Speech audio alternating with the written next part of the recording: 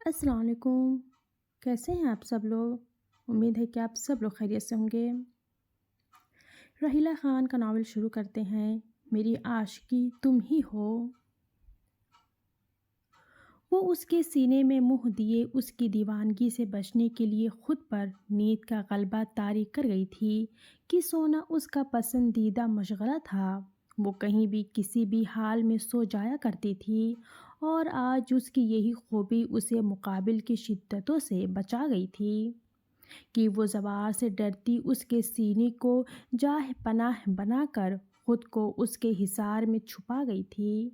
زوار کے بھاری ہاتھ اس کی کمر کے گرد لپٹے تھے اور وہ اس کے سینے میں منہ دیے نیندوں کی وادیوں میں کھو گئی تھی، جبکہ زوار اسے شدت سے خود سے لگا کر سکون حاصل کرتا رہا تھا۔ اس کی مہکتی قربت میں اس کی نیندیں اڑ چکی تھی، مگر ایک ایسا سکون تھا جس کے کیے وہ نہ جانے کتنی سالوں سے بے چین رہا تھا، جو ماہ رخ کو باہوں میں بھرتے ہی میسر آیا تھا۔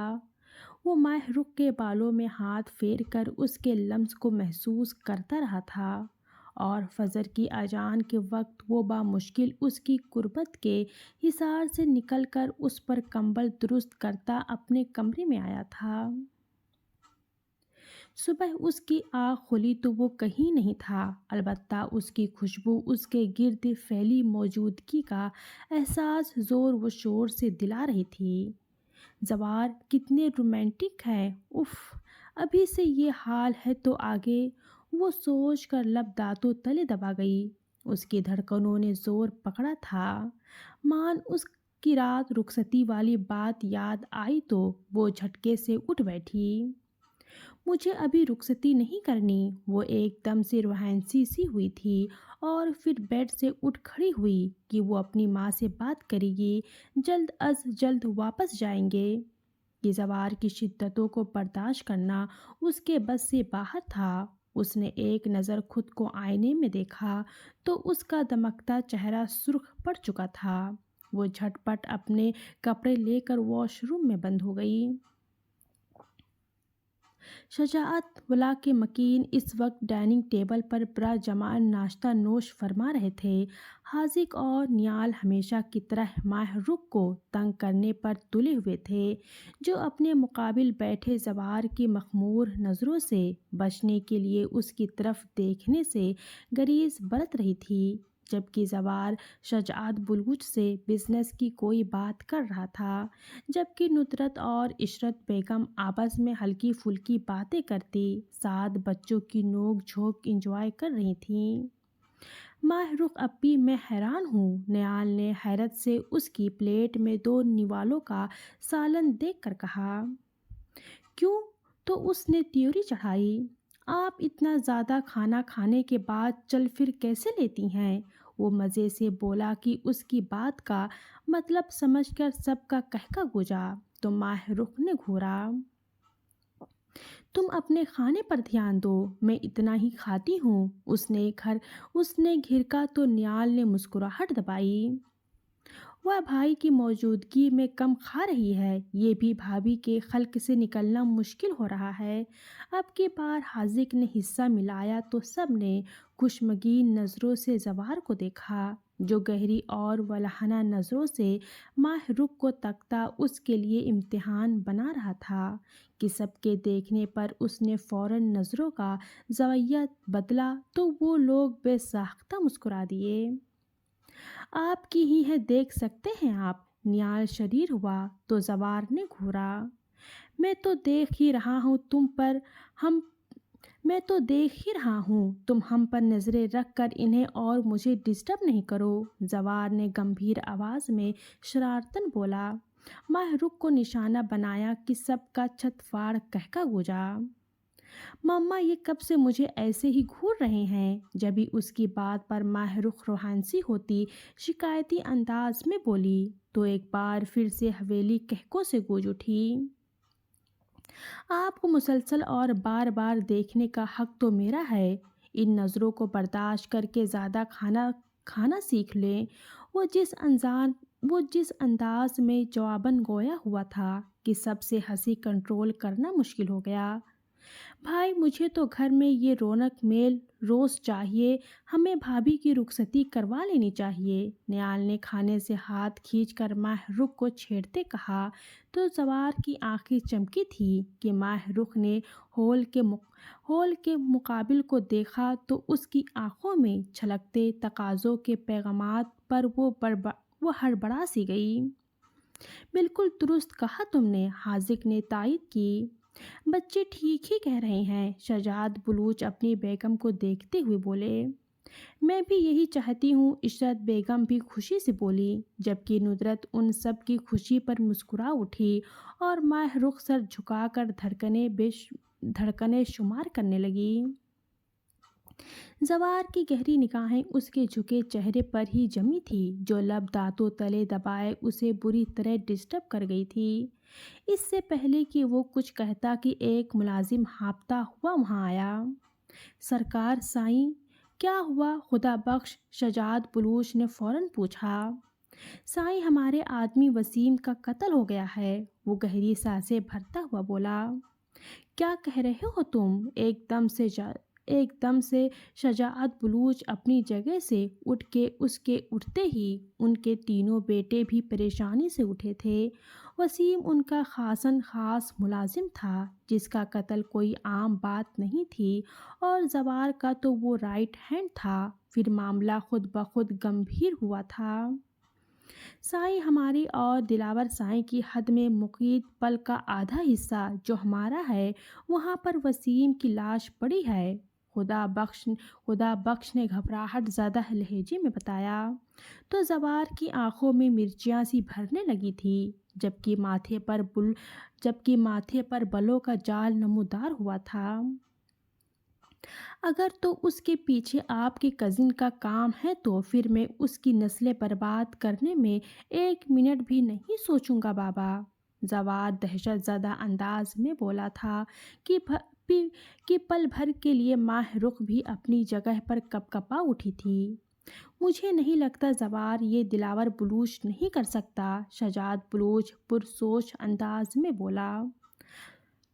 ہم دیکھتے ہیں کہ آخر یہ کس کا کیا دھرا ہے اور کسے موت کھینچ رہی ہے، اور اگر تو یہ دلاور چچا کا کام ہے تو ہمیں انہیں سبق ضرور سکھائیں گے، نیال بھی غصے سے بولا، جبکہ حاذق کی آنکھوں میں بھی لہو اتر آیا تھا۔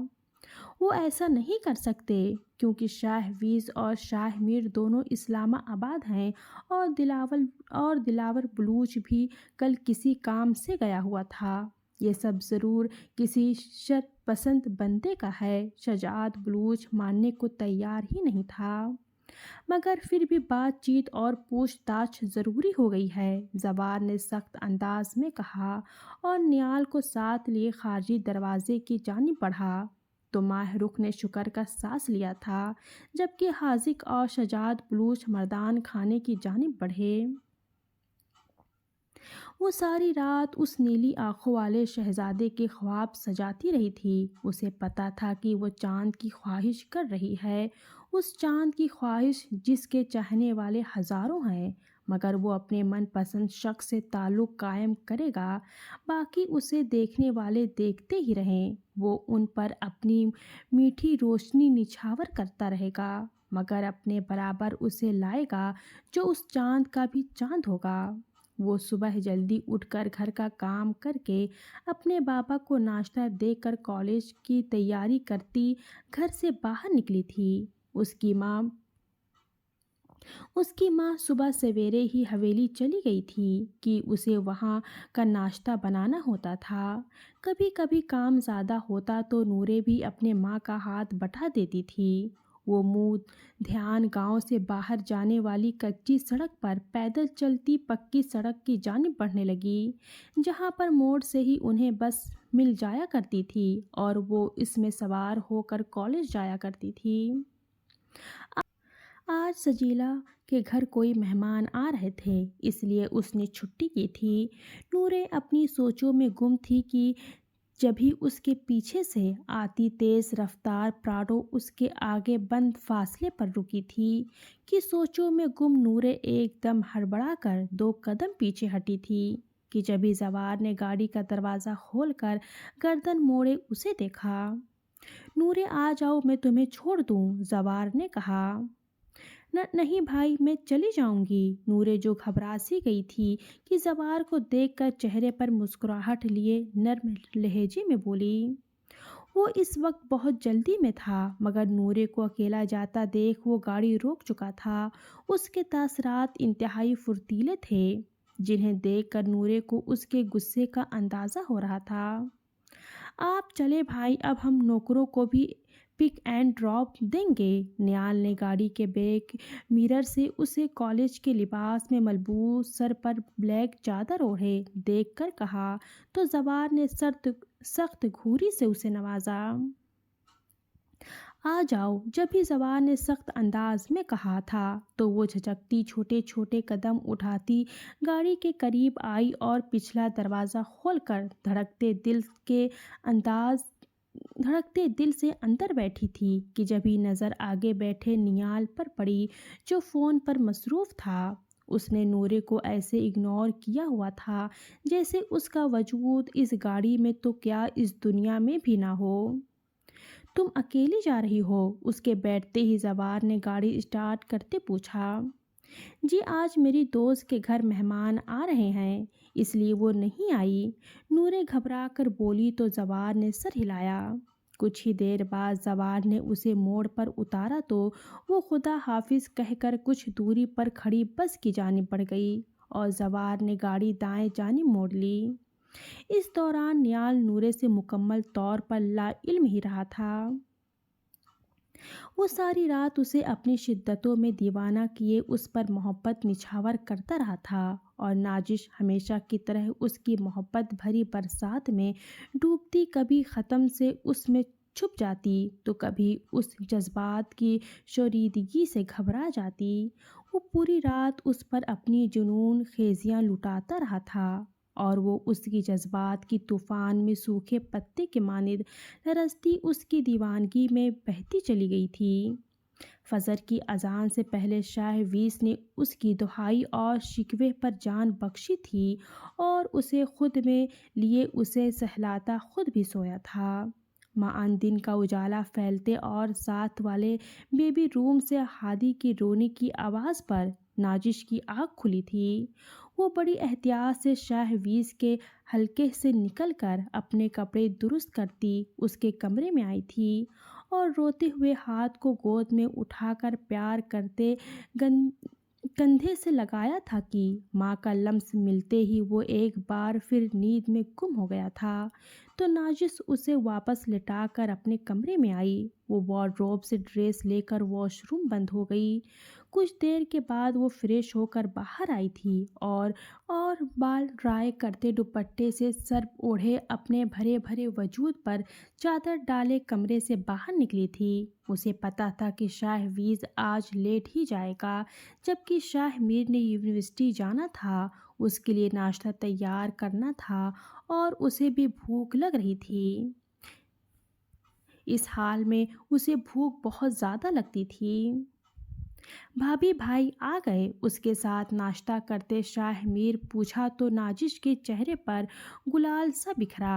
وہ رات لیٹ آئے تھے، تم سو رہے تھے، اس لیے ملاقات نہیں ہوئی، وہ نرم لہجے میں بولی۔ کوئی بات نہیں، اب ہو جائے گی، ویسے آپ سے ملاقات زیادہ ضروری تھی، وہ شریر انداز بولا تو نازش صحیح سے گھور بھی نہ سکی۔ کیا پٹیاں پڑھا رہے ہو میرے بیوی کو؟ جبھی ہادی کو اٹھائے سیڑھیوں سے آتے شاہ ویس کی آواز گونجی تو وہ دونوں نے بیک وقت ان دونوں کو دیکھا جو بالکل فریش ایک جیسے ڈریس سفید شلوار قمیض میں بہت خوبصورت لگ رہے تھے، اور ننھے ہادی کی تو بات ہی الگ تھی جس نے اپنے باپ کی طرح کف کہنیوں تک فولڈ کر کے رکھا تھا اور شاہ ویس کی طرح بال ماتھے پر بکھیر رکھے تھے کہ ایک دم سے شاہ میر کا قہقہ نکلا تھا۔ آپ کی بیوی میری بہن اور دوست بھی ہے، تو میں جو پٹیاں پڑھا رہا ہوں وہ کم از کم آپ کے خلاف نہیں، البتہ آپ سے بچنے کی ضروری ہے۔ شاہ میر مسکرا کر بولا۔ تو شاہ ویس نے ڈائننگ ٹیبل پر آتے خشمگین نظروں سے نازش کو دیکھا، جس کا سلونہ روپ اس کی محبت میں دمک رہا تھا۔ انہیں مجھ سے کوئی نہیں بچا سکتا، میں خود بھی نہیں، وہ گمبھیر لہجے میں کہہ کر سراہی کرسی پر بیٹھ کر ہادی کو گود میں بیٹھایا گیا۔ تو اس کی بات پر شاہ میر نے مسکراہٹ دبائی اور ناجس اس کی بے باکی پر لال بھبھوکا ہوتی اپنی جگہ سے اٹھی۔ میں میں مما کو بچاؤں گا، جبھی ہادی نے اس کی گود میں بیٹھ کر سر اوپر اٹھاتے عزم سے بولا تو شاہ ویز نے اس چھوٹے پٹاخے کو دیکھا۔ جبکہ شاہ ویز کو ناشتہ سرو کرتی نازش نے خوشی سے چور ہوتے بڑا بڑا چٹا ہادی کے گال چومے۔ تو شاہ ویز اپنی بیگم کے چہرے پر ایک نظر ڈالے بیٹے کی جانب متوجہ ہوا۔ تمہاری اتنی جرأت ہے؟ اس نے اس کے منہ میں انڈے کا پیس ڈالے گھورا تو شاہ میر کا قہقہ گونجا۔ مورخ لکھیں گے ایک 4 سالے کے بچے نے اپنی ماں کو اپنے باپ کی بے پناہ محبت سے بچایا۔ شاہ میر مسکرا کر بولا تو ہادی نے اپنے چاچو کو دیکھا۔ آپ لکھنا، وہ پٹر ہٹر دیکھتا بولا تو شاہ میر جو بہت کیوٹ لگ رہا تھا۔ چلو میں ہی لکھ لوں گا، پر پہلے اپنی ماں کو بچا تو لو۔ شاہ میر نے مسکراہٹ چھپائی۔ آپ اب مما سے دور رہنا، مان ہادی نے باپ سے کہا تو شاہ ویز نے ایبرو اچکائی۔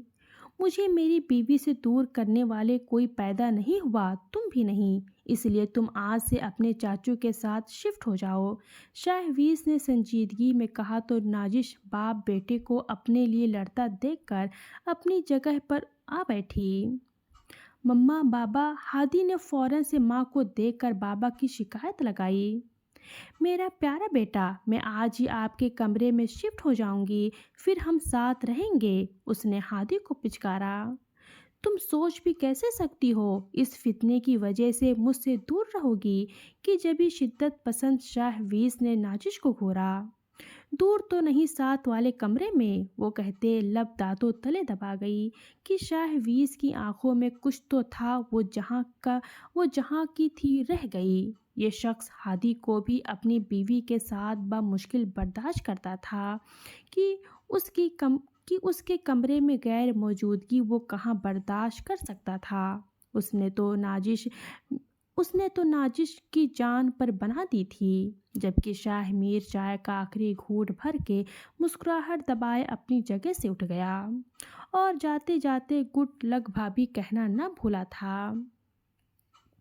اور تم مجھے ٹائم زیادہ دیا کرو، جتنا وقت دیتی ہو اتنا کم لگتا ہے، وہ اس کی خوبصورت چہرے کو دیکھ کر بولا تھا کہ نازش نے ملتجی سے اسے دیکھا کہ وہ اس کی شدتوں کے آگے بے بس اور ہار جایا کرتی تھی۔ مما میری ہیں کہ جبھی بہادری سے فوراً سے بول کر نیچے اتر کر ماں کی گود میں آ بیٹھا تھا۔ اس سے پہلے میری بیوی ہے، اور مت بھولو تم اس دنیا میں میری وجہ سے آئے ہو، اس لیے میرے اور میری بیوی کے بیچ مت آیا کرو۔ شاہ ویز مسکراہٹ دبائے اپنے بیٹے کو چڑھا رہا تھا، جبکہ اس کی بات پر نازش نے مسکراہٹ دبائی۔ آپ میری مما سے دور رہو، وہ غصے سے بولا۔ یہ تو ناممکن ہے، وہ ہنوز بولا۔ میں مما کو بچاؤں گا، گویا ضد پر اڑا تھا۔ کبھی نہیں بچا سکتے، یہ میرا نشہ ہے، وہ نازش کو دیکھ کر جس انداز میں بولا تھا کہ نازش کے ہاتھ پاؤں میں پسینہ پھوٹ آیا تھا۔ بس ہادی، کھانا کھاؤ چپ کر کے، جبھی ہادی کو منہ کھولتے دیکھ وہ فوراً اسے اس کے منہ میں نوالا ڈال کر اس کی زبان کو بریک لگا دی۔ وہ ہمیشہ کی طرح شاہ میر کے جاگنے پر اٹھا تھا، جو پچھلے 1 گھنٹے سے اس کو کال کرتا اب آگ بگولا ہو چکا تھا۔ کیا ہے تجھے سکون نہیں؟ زرگام نے آنکھیں بند کیے سخت انداز میں مقابل سے پوچھا۔ جانتا تھا کہ اس کی نیند خراب کرنے والا ایک وہی شخص تھا جو کال پر کال کرتا چلا جا رہا تھا، گویا کہ ایک شیر تھا تو دوسرا سوا شیر۔ کل تک تو تیرا سکون برباد تھا، اب کیسے آباد ہو گیا؟ مقابل بھی شاہمیر تھا۔ رات کو آیا ہوں آباد کر کے، وہ نیند میں بولا، آنکھوں کے دریچوں پر پرچم سے اس پری کے پیکر کا چہرہ سایہ تھا تو بے ساختہ لب مسکراہٹ میں ڈھلے تھے۔ چل پھر نیندوں کے گھوڑے گدھے باندھ کر یونیورسٹی پہنچ، شاہ میر نے کہہ کر کھٹاک سے کال بند کر دی تو وہ بھی خود سے کمبل دور ہٹاتا اٹھ کھڑا ہوا۔ کچھ سوچ کر اس کی گہری سیاہ آنکھوں کی چمک بڑھی تھی اور لبوں پر ایک طرفہ مسکراہٹ درائی تھی۔ مس زہریلی پڑیا، اب سے تمہاری الٹی گنتی شروع، وہ بڑبڑایا تھا اور پھر گھنے بالوں میں ہاتھ پھیر کر واش روم بند ہو گیا تھا۔ اللہ حافظ۔